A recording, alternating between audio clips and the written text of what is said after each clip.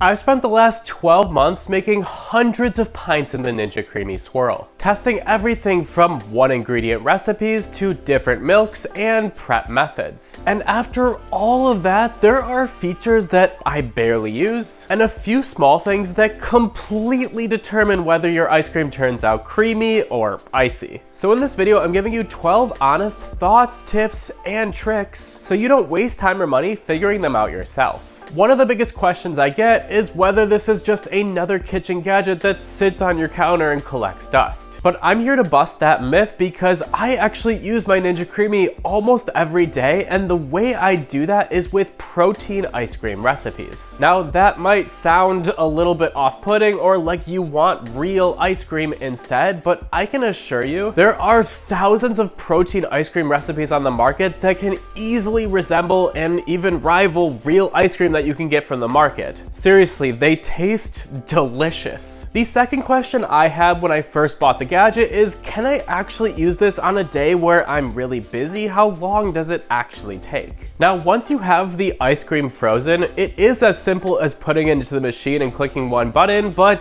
it's also not as simple as that.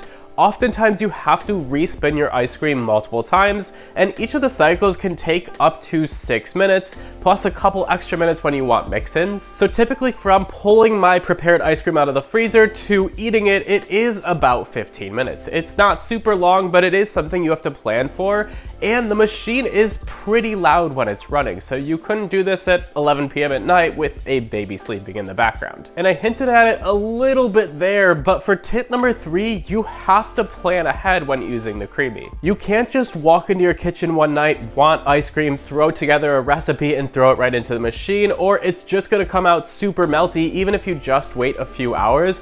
I found that you really do have to wait at least 16 hours with your ice cream mixture in the freezer for it to solidify and come out as a good ice cream texture the next day. So yeah, it's not exactly a quick dessert with these 16 hours of prep time and then the 15 minutes to make it the next day, but yet I still find it super worth it. For tip number 4, one of the biggest factors for me is making sure I consistently use the gadget, because on weeks where I don't use it at all, I tend to let that pile and pile, and I let that mental time of prepare and spinning the next day actually get to me and not want me to make ice cream. Now, once I go in and eat one of the Creamies, I'm reminded of how much that's actually worth it. But from gifting this gadget to friends and using it myself, one of the biggest things I've heard is that people use this either all the time or not at all. I'm firmly in that all the time category, and I think it's definitely worth it. So if consistency really is that deciding factor, the real question I've asked myself is, how do I make this work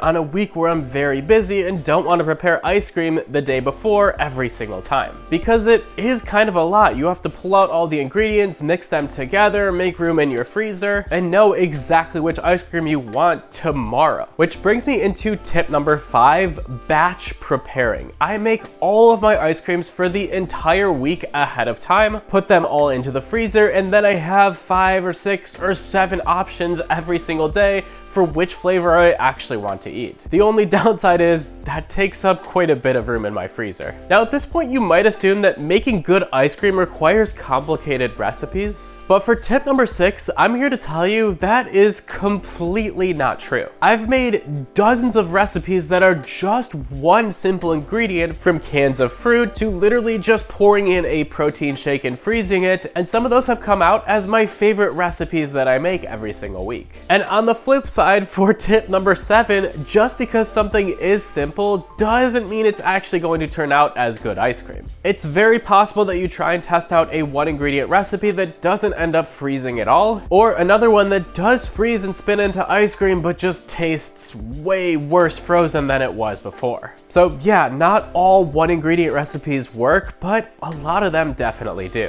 Now, I spent a lot of time troubleshooting those results and trying to figure out which ingredients do make for the best ice cream, and one of the variables that stood out more than anything for me was the type of milk that I'm using. Which brings me right into tip number 8, the type of milk really does matter. And small changes in the type of milk that you use are gonna drastically change the flavor or the texture or even the macros of the ice cream if you're going for that protein ice cream that I was talking about earlier. What I've found is that if you want the best flavor of ice cream, ignoring the macros of it, that whole milk is absolutely the go-to for that. But the milk that I use most often is the Fairlife 2% milk, because I find that it sacrifices just a small amount of the flavor, but drastically increases the macros because it is a protein-based milk and still ends up giving you the same perfect texture that you're looking for. While the milk choice is one big factor, there's a whole nother layer to making good ice cream, and that comes with choosing the correct recipes. Now, personally, I find the exploration and the failure of making icy recipes a bit of a fun task for me. I'm trying to find out the best recipes possible,